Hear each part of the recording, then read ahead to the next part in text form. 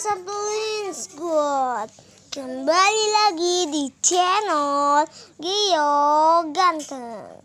Kali ini aku mau kasih kalian teka-teki, guys.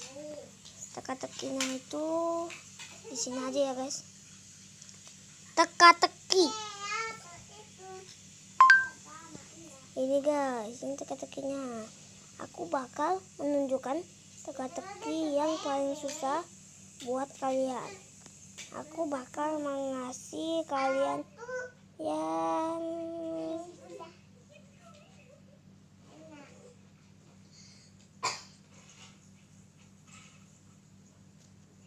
nomor 1 aja ya. Baru, Sapling lantai sensasi perfume aromatik. Kini dengan Shine Lock and Fast Dry. Wingscare. Tidak kental puyuh ya di sini.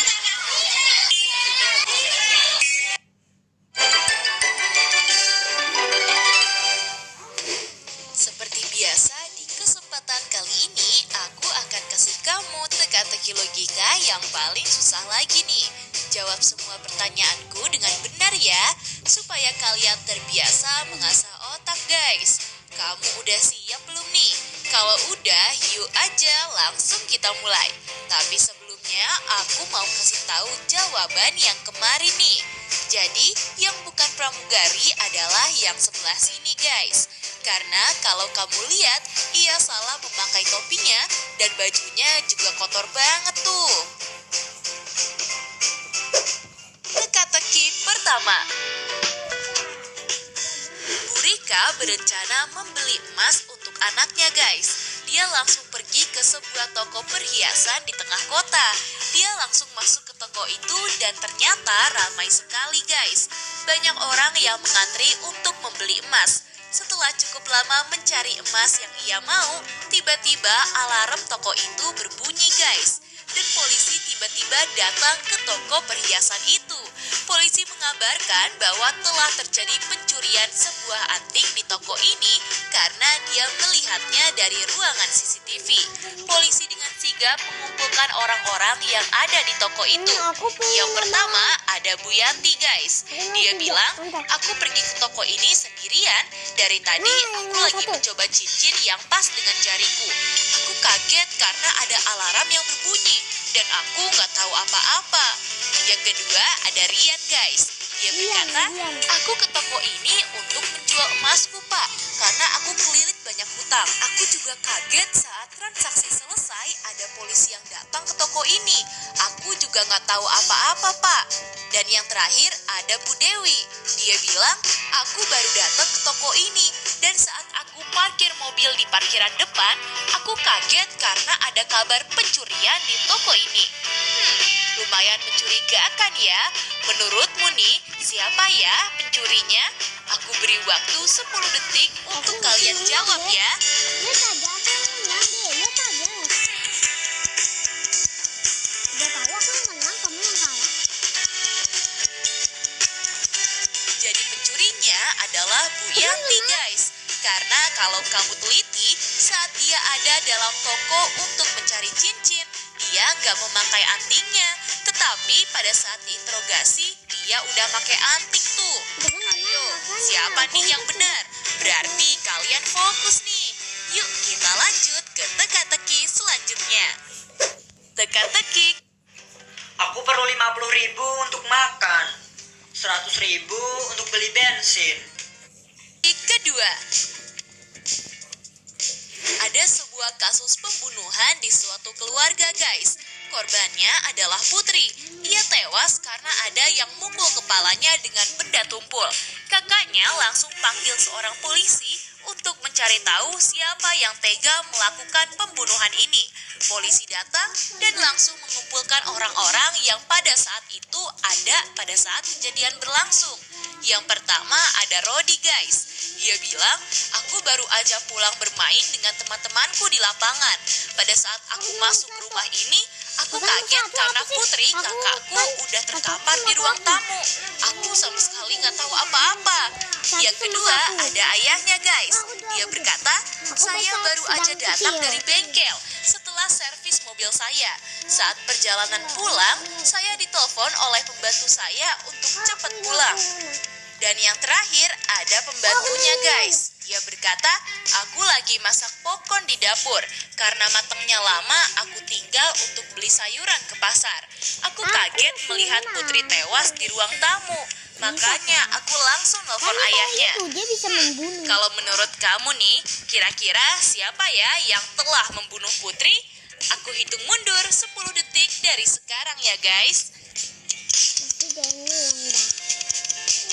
Bisa melewati otak kamu pasti tidak. Jadi pembunuhnya adalah si pembantunya tuh. Karena kalau kamu teliti, kalau dia lagi masak popcorn dan dia tinggal ke pasar, harusnya popcornnya ya udah mateng dan berantakan kemana-mana ya. Lihat aja tuh, pancinya aja nggak ditutup. Hayo, siapa nih yang masih salah? Tetap semangat ya guys. Yuk kita lanjut ke teka-teki selanjutnya. Nggak usah dijawab. Teka-teki ketiga.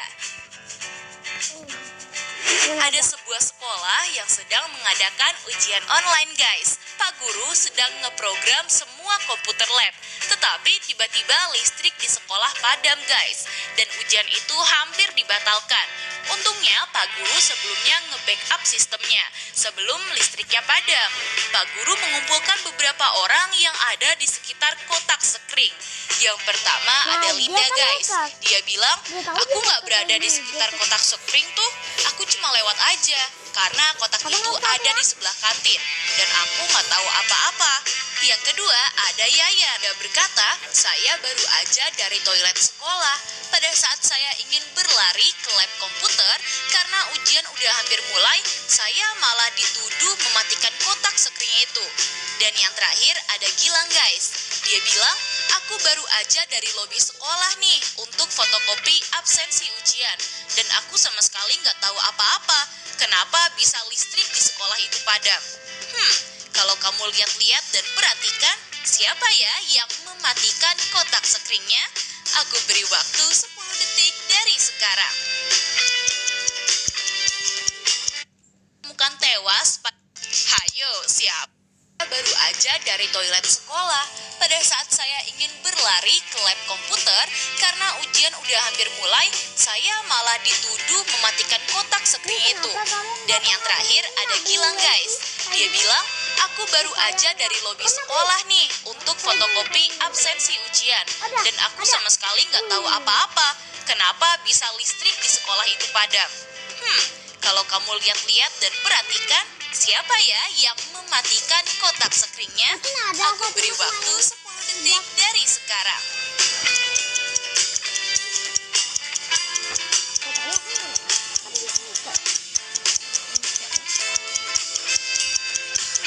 Jadi yang matiin kotak sekringnya adalah Yayan guys. Karena kalau kamu teliti, tangan dan bajunya kotor gitu ya.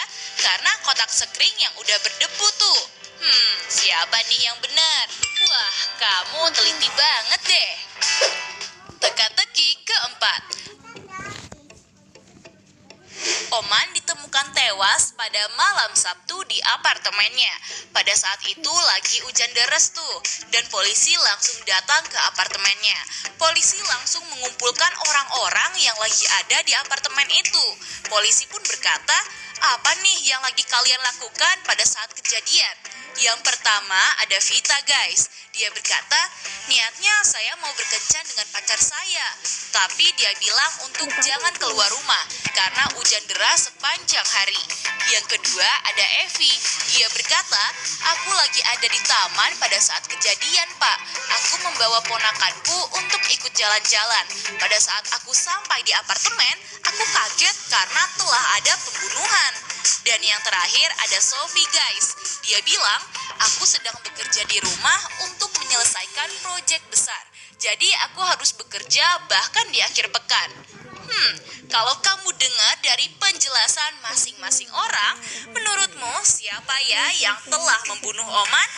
Aku hitung mundur 10 detik dari sekarang.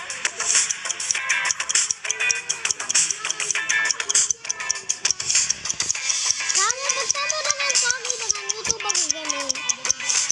Jadi yang telah membunuh Oman adalah Evi guys. Karena dia telah terbukti berbohong ya.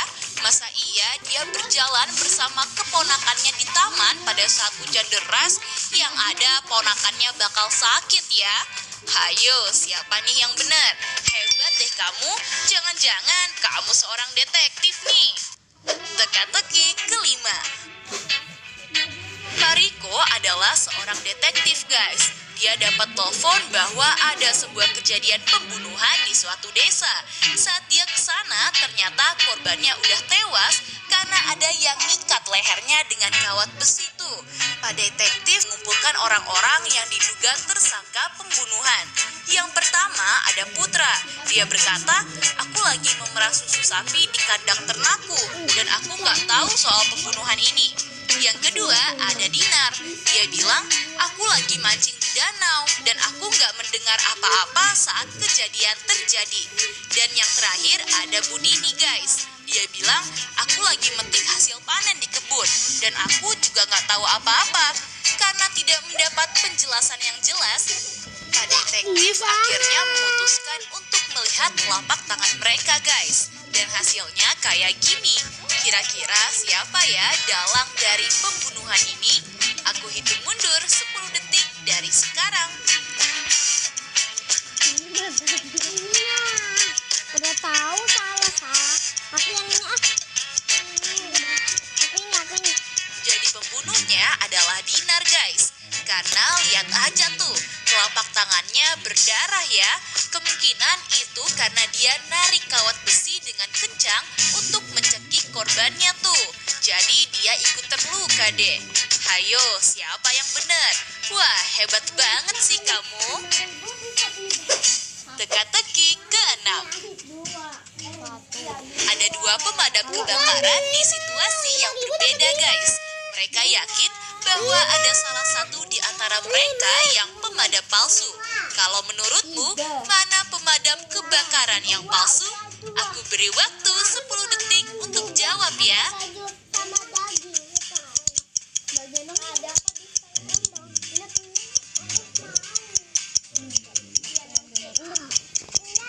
Gimana?